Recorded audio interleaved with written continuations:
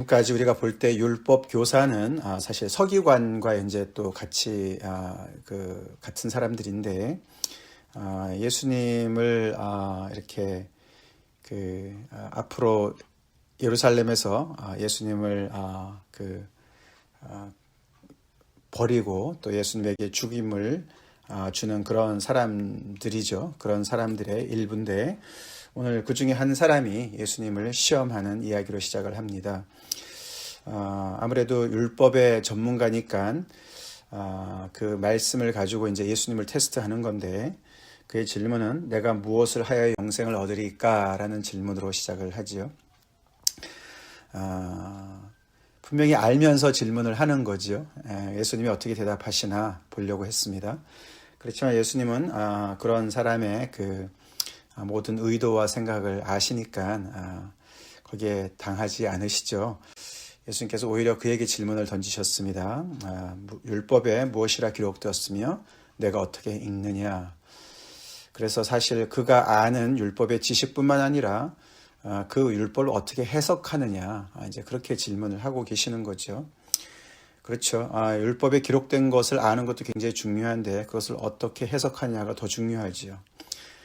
그래서 그렇게 질문을 하는 그 예수님에게 그는 이제 신명기 6장과 또 레위기 19장의 말씀을 가지고 하나님을 사랑하고 이웃을 사랑하는 것을 이야기를 합니다. 너무나 잘했습니다. 그죠? 그래서 예수님께서 내 대답이 옳다라고 말씀하시면서 거기서 끝나지 않으시고 이를 행하라. 그러면 살리라 라고 말씀을 하셨습니다. 이제 오늘 이 선한 사마리아인의 비유에서 중요한 단어는 행하라는 단어죠. 행하라. 지금까지도 우리가 예수님의 말씀을 듣는 많은 무리들을 봤지만 참으로 잘 듣는 사람은 어떤 사람인가? 듣고 그 말씀을 듣고 그냥 듣고 잊어버리는 것이 아니라 그 말씀을 잘 간직하고 그 말씀을 지키고 거기에 열매를 맺는 것이다 라고 예수님이 말씀하셨는데 계속 연장되는 이야기죠. 그래서 우리가 성경에 어떤 내용이 기록되어 있느냐 아는 것 중요하고 그보다 더 중요한 것은 그것을 어떻게 해석하느냐가 더 중요하고 그보다 더 중요한 것은 그렇게 해석한 말씀을 어떻게 정말 행하느냐 실천하느냐 이것이 가장 중요하다는 것을 다시 한번 우리는 또 이렇게 마음에 새겨야 되겠습니다.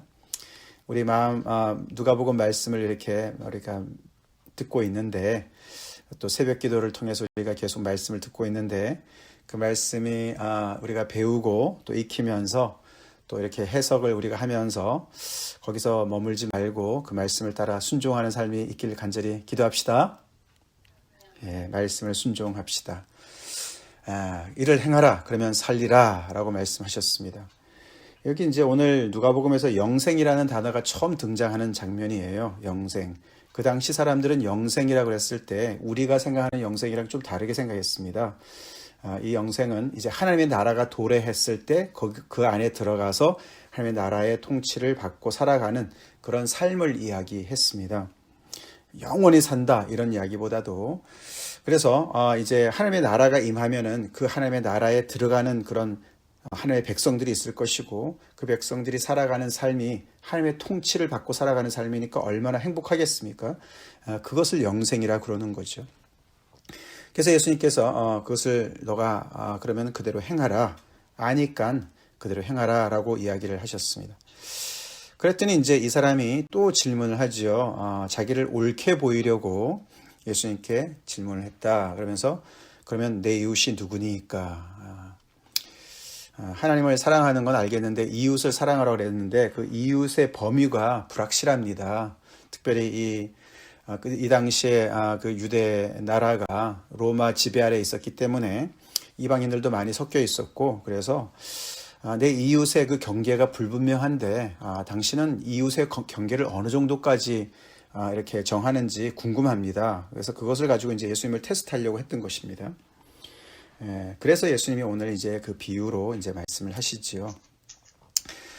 그 잘하는 비유 아닙니까? 그래서 사실 이 율법 교사는 내 이웃의 범위를 내 나름대로는 정하고 있는데 당신은 어느 정도로 범위를 정하고 있습니까? 그래서 이웃의 대상을 알아야 사랑할 거 아닙니까? 라고 이제 질문을 했습니다. 그러나 결국에는 예수님은 나중에 우리 보면은 질문을 뒤바꾸십니다. 그죠? 그래서 이 사람은 이웃의 대상에 대해서 물어봤지만 예수님은 그 이웃은 누가 내 이웃의 대상이 되냐 안 되냐가 아니라 누구든지 곤경에 처해 있는 사람을 보면은 그 사람에게 이웃이 되어줘야 된다라고 뒤집어 말씀하시면서 이웃의 범위를 이렇게 정해가지고 경계를 정해서 이 사람은 내가 이웃이니까 내가 도와줘야 되고 사랑해야 되고 이웃은 이 사람은 내 이웃이 아니니까 내가 사랑 안 해도 되고 이렇게 이웃을 추려내는 그것이 자체가 잘못됐다는 것을 말씀해 주십니다. 그것을 위해서 이제 비유를 말씀하시는데 그 비유에서 우리가 중요한 게 이제 세 가지를 살펴봐야 되는데 첫 번째가 예수님이 비유로 어떤 사람이 예루살렘에서 여리고로 내려가다가 강도를 만났다 이렇게 시작합니다. 이제 이 율법 교사가 지금 궁금한 것은 내 이웃의 대상이 누구냐인데 예수님이 비유를 말씀하시는데 이 어떤 사람이 여행을 가다가 강도를 만났다 이렇게 시작하죠. 이 어떤 사람이라고 말씀하시는 게 참 이게 중요한 포인트입니다. 예수님은 이 사람이 유대인이다 뭐 이런 얘기도 안 하시고 이 사람이 부자다 뭐 이런 얘기도 안 하시고 아무런 얘기 안 하세요. 그죠? 그냥 어떤 사람인 거예요. 그냥 사람인 거죠. 어떤 사람인 거예요. 그 사람이 이 지금 율법 교사가 관심이 있는 그 사람은 내 편인가 우리 편이 아닌가 이런 것을 어떻게 판단할 수 있는 근거를 하나도 안 주시는 거죠. 그냥 사람인 거죠. 그 사람이 여행을 하다가 예루살렘에서 여리고로 내려가다가 강도를 만났다. 그 강도가 거의 정말 때려서 거의 거반 죽게 되었고 모든 걸 다 뺏어 갔죠. 그러고 이제 누워 있는 것이죠. 근데 이제 세 사람이 지나갔는데 제사장이 그리로 지나갔고 그를 보았는데 그냥 지나갔다. 피해서 지나갔다. 레위인도 그것을 보고 또 피해서 지나갔다. 이렇게 설명을 하시죠.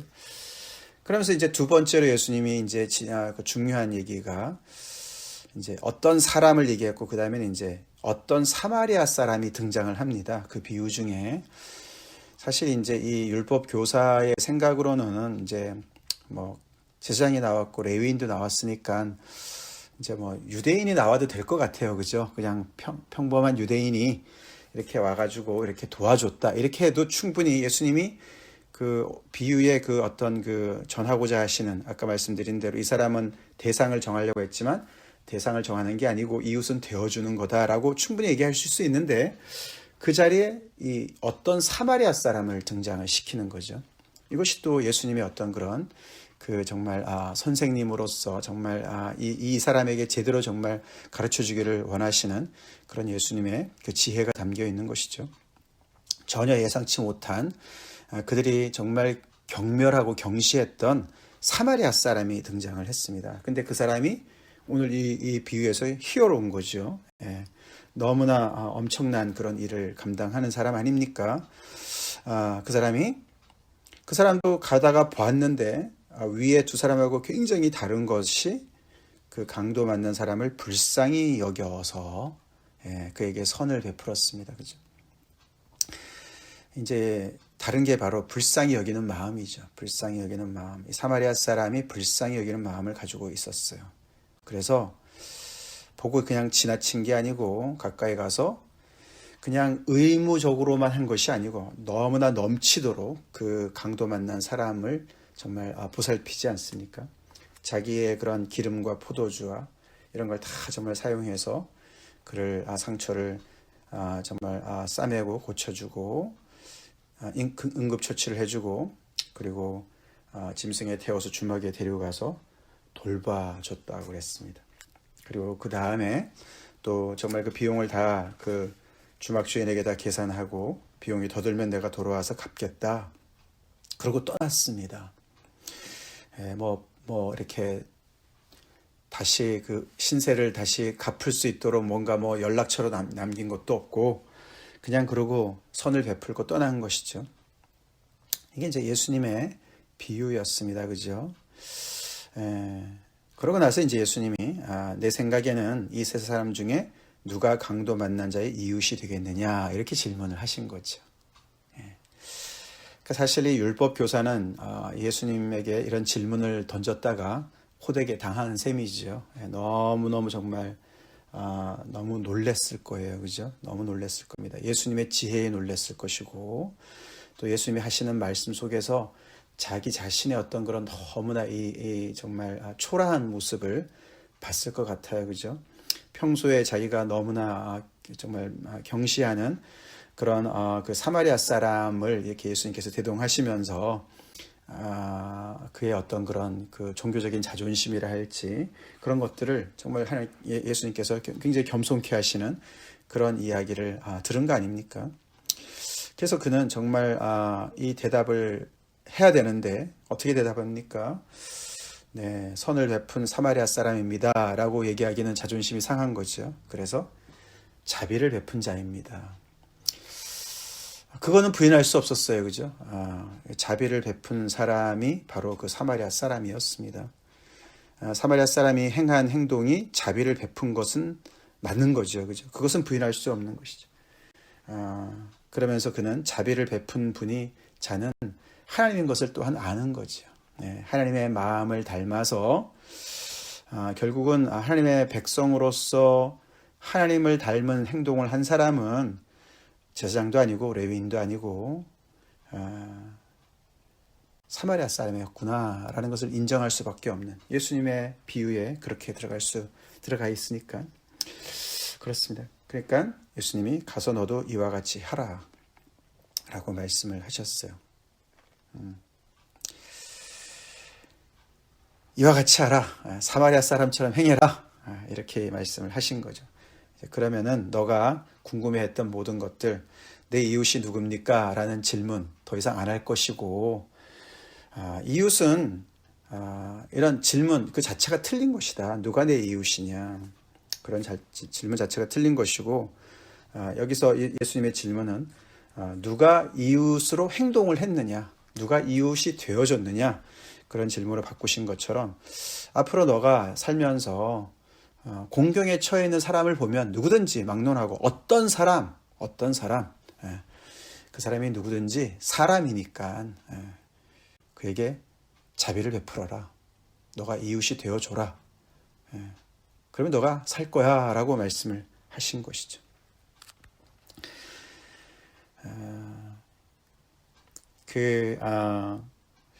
이 율법 교사가 어떤 생각을 하고 떠났을까, 그리고 앞으로 어떻게 살았을까 정말 참 궁금합니다. 그죠?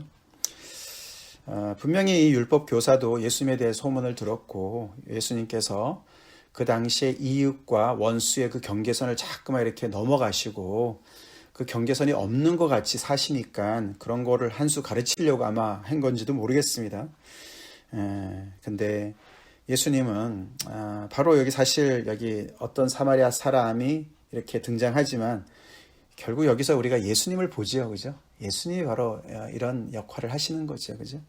그 당시 사람들이 이렇게 경계선을 다 만들어 놓고 자기네 이웃, 내가 정말 챙겨야 될 사람, 내가 정말 무시해도 되는 사람, 내가 미워해도 되는 사람, 이런 경계선을 딱 정해놓고서 종교 지도자들끼리 그 안에서 계속 이렇게 똘똘 뭉치고, 유대인은 유대인들끼리 똘똘 뭉치고, 다른 사람은 다 적으로 간주하고, 이제 그런 생각들이 팽배해 있는 상황 속에서 예수님은 계속해서 가난한 자, 소외된 자, 병든 자, 죄인들을 정말 찾아가시고 그들에게 이렇게 너무나 넘치는 그런 정말 긍휼을 베풀지 않으셨습니까?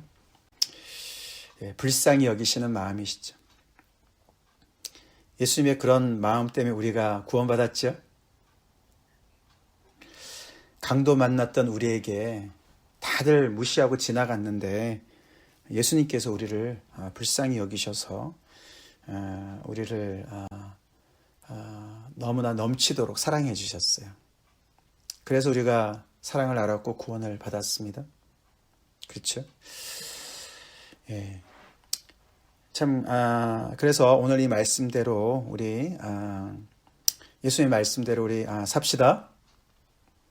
나를 불쌍히 여기신 주님을 닮아서 우리도 다른 옆에 있는 사람들을 불쌍히 여깁시다.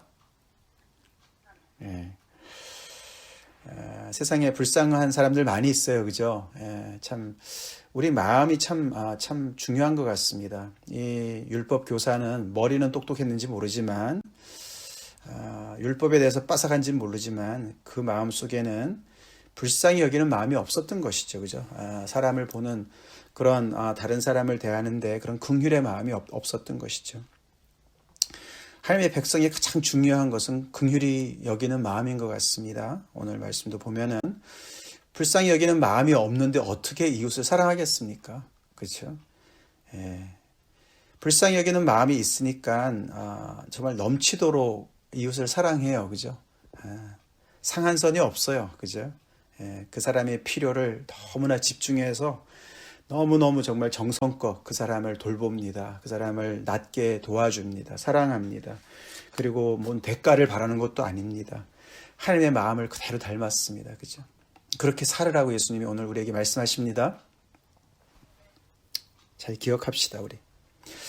오늘날에도 우리가 이렇게 너무나 각박하고 미국도 말이죠. 이렇게 나뉘어가지고 민주당, 공화당 계속해서 너무나 자국의 이익을 먼저 앞세우고 계속 그렇게 너무나 세상이 너무 사나워지고 거칠어집니다.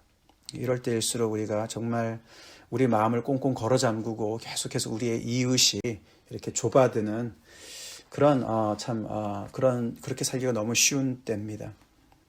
다시 한번 우리 예수님의 이 말씀 꼭 기억합시다. 우리가 주님의 긍휼을 입은 자들로서 우리 긍휼을 베풀며 삽시다. 그러고 나서 이제 예수님이 여정을 계속 하시다가 지금 이제 예루살렘을 향해서 가시는 노정에 있지 않습니까? 그렇기 때문에 가시는 길에 계속해서 이렇게 어떻게 보면은 이제 신세를 지셔야 되는 상황인 것이죠, 그죠? 어느 집에 들어가서 이렇게 환대를 받아야 되는 상황인 것이에요. 근데 어떤 집은 예수님을 영접하고 예수님의 일행을 영접하고 어떤 사람들은 거절하고 거부하고 이러지 않습니까? 근데 이제 이 마르다라는 한 여인이 예수님을 영접했습니다. 자기 집에 영접했습니다. 참 감사한 일입니다. 근데 이제 그 집에서 일어나는 일들 우리가 너무 잘 아는 얘기 아닙니까?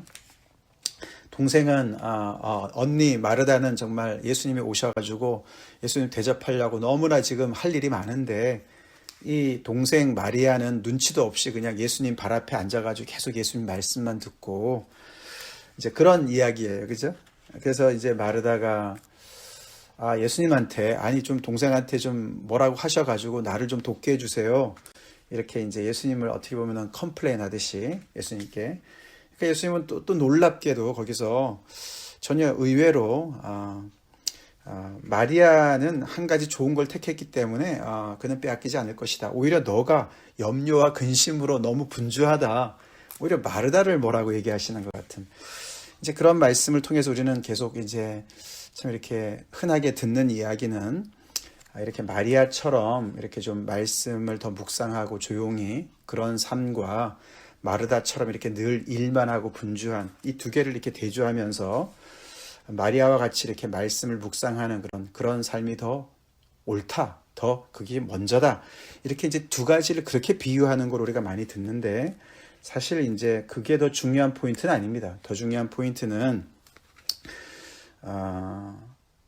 이렇게 제대로 영접하는 게 뭔가를 보여주는 거예요. 제대로 영접하는 게 뭔가. 사실 이제 지금 이게 예수님을 영접한 가정이잖아요. 마르다가. 여러분들도 어디서 누구 집에 이렇게 누가 이제 초대를 해서 갔을 때, 그 집에서 제대로 영접했다. 그럴 때 그게 어떤 것이 제대로 영접한 거로 느껴집니까? 음식을 많이 차려줘야 됩니까? 물론 중요한 것도 되겠죠.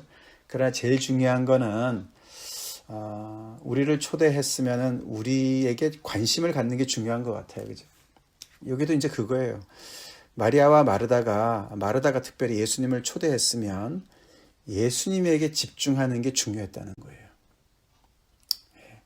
그게 중요한 거예요. 그래서 첫 번째 우리가 이제 이렇게 우리 지난 주일에도 어린아이를 영접하는 것을 우리가 배웠습니다. 그죠? 어린아이를 영접하는 것. 그것이 예수님을 영접하는 것이다. 어떤 사람을 우리가 이렇게 영접할 때, 환대할 때, 대접할 때 그 사람에게 집중하는 거 배웁시다. 예. 내가 그 사람을 초대해서 내가 해주고 싶은 많은 플랜이 있죠. 마르다도 말이죠. 예수님 영접해 놓고서 뭐 이것도 해드리고 싶고 저것도 해드리고 싶고 그건 다 자기 계획이었어요. 근데 예수님은 그 집에 들어오실 때 예수님께서도 주실 말씀이 있었던 거죠. 하고 싶은 교제가 있었던 것이고 그들에게 정말 전해주고 싶은 하나님의 복음이 있었던 것인데 그런 거는 별 관심이 없고 마르다는 자기 일에만 분주한 거죠. 그러니까 결국은 많이 섬겼는데 사실 위에 율법 교사랑 굉장히 대조되죠. 율법 교사는 머리만 굴리는 사람이고 뭔가 행동에 옮기지 않는 이런 것으로 볼 수 있다면 마르다는 또 그 반대의 사람인 것이죠. 뭐 행동만 계속 하는 거예요. 자기 중심의 행동인 거죠. 이 섬김이 굉장히 중요한 건데 참 이렇게 그 예수님의 마음에 집중을 못했던 것입니다. 이제 그게 문제라는 거예요. 그래서 우리도 이제 어떤 사람을 영접했을 때 그 사람에게 집중을 하는 것을 우리가 훈련을 해야 되겠고, 더 나아가서는 이제 여기서 이제 마리아가 한 것처럼 결국 우리가 예수님을 영접했을 때 마리아처럼 예수님에게 집중하는 것을 배워야 되는 것이죠. 그렇죠? 예. 결국은 마음이에요. 여기도 마음이죠. 그죠? 예. 참 본질적인 게 참 중요한 것 같습니다. 그죠? 본질적인 게 중요해요. 예수님을 영접했다 그랬을 때 뭐 다른 거 좀 중요한 것도 있겠지만 더 중요한 것은 그 예수님이 나에게 뭐라고 말씀하시나. 예. 우리 예수님을 위해서 열심히 섬겨야 됩니다. 그죠? 이웃도 사랑해야 됩니다. 그죠? 근데 그보다 더 중요한 것은 내 안에 들어오신 예수님, 내가 영접하신 그 예수님이 오늘도 나에게 관심이 있으시고 나에게 주실 말씀이 있으십니다. 거기에 초점을 맞추자는 거죠. 그게 예수님을 제대로 영접하는 것이라는 것이죠. 예수님이 일하라고 할 때 있어요. 그죠? 일하면 돼요. 그때. 그렇지만 더 중요한 것은 그 예수님에게 집중을 하는 것이 가장 더 중요하다. 위에도 이웃사랑에 있어서 하나님의 긍휼의 마음에 집중할 때 그 마음이 우리 마음이 될 때 우리가 이웃을 사랑할 수가 있는 것과 또 연결이 되어집니다. 자, 그래서 참 이 신앙 생활이라는 것은 그 하나님을 더욱더 우리가 알고 정말 그분의 사랑을 알고 그분에게 집중하고 정말 그 어떤 그 핵심부에 우리가 들어가 있어야지 이렇게 하나님께서 주신 율법, 그것도 참 귀한 건데 그것만으로는 부족한 거예요. 그죠? 그것을 아는 것만으로는 부족한 거예요. 그죠? 그리고 우리의 어떤 나름대로 열심을 가지고 하나님께 이렇게 해드리면 참 좋아하실 것 같다. 이것도 부족한 거예요. 그죠? 그 모든 것들이 어떻게 보면 정말 핵심을 놓치는 그런 거가 될 수가 있는 것입니다. 그래서 우리 무엇보다도 예수님에게 집중하고 오늘 말씀을 종합해 보면은 집중하고 그리고 그 주님의 사랑에 우리가 집중합시다. 주님의 사랑, 주님이 우리를 긍휼히 여기시는 그 마음, 사랑, 우리에게 너무나도 이렇게 정말 우리를 정말 이렇게 사랑해 주시고 우리를 긍휼히 여기시는 그분의 정말 그 십자가의 사랑과 말씀과 그 사역과 모든 것들 거기에 우리가 집중해서 하나님의 그 은혜를 더 우리가 깊이 알아가는 것, 그것이 가장 중요한 것 같습니다. 그 안에서 우리가 또 다른 사람을 불쌍히 여기는 마음도 생길 것이고 우리의 분주하고 염려한 부분도 주님 앞에 집중할수록 낮아질 줄로 믿습니다. 다 같이 기도하겠습니다. 하나님 감사합니다. 오늘도 하나님의 살아있는 말씀으로 저희를 또 일깨워 주시고 아버지 주님 또 말씀 가르쳐 주신 대로 저희 삶 속에 또 실천할 수 있는 그런 아버지 또 이렇게 마음 또 아버지 또 힘 주시는 은혜 감사드립니다. 주님 저희가 주님을 따라가되 참 아버지 참 본질적인 그런 신앙생활로 주님을 온전히 따라가길 간절히 기도합니다. 우리의 열심으로 종교적인 열심으로 신앙을 치장하지 않게 도와주시고 아버지 또는 성경의 지식으로 우리의 신앙을 대신하지 않게 도와주시고 주님 정말 아버지 우리에게 찾아오신 주님을 온전히 집중하며 제대로 영접할 줄 알며 그 예수님의 발 앞에 말씀을 들을 줄 알며 주님께서 우리를 위해서 무엇을 행하셨는지 어떤 일을 행하셨는지 어떻게 정말 우리를 긍휼히 여기시고 불쌍히 여기셨는지 우리를 살리셨는지 주님 그 사랑에 집중하게 도와주시고 거기에서 아버지 참 하나님의 크신 은혜 더욱더 우리가 아버지 정말 참 고침받고 자유함 받고 사랑이 정말 아버지 넘쳐나서 주님 우리도 이웃을 그렇게 사랑할 수 있는 진정으로 불쌍히 여길 수 있는 그런 주님의 사람들로 변화시켜 주시옵소서. 주님 실천할 수 있도록 도와주시옵소서. 예수님 이름 받들어 간절히 기도 올리옵나이다. 아멘.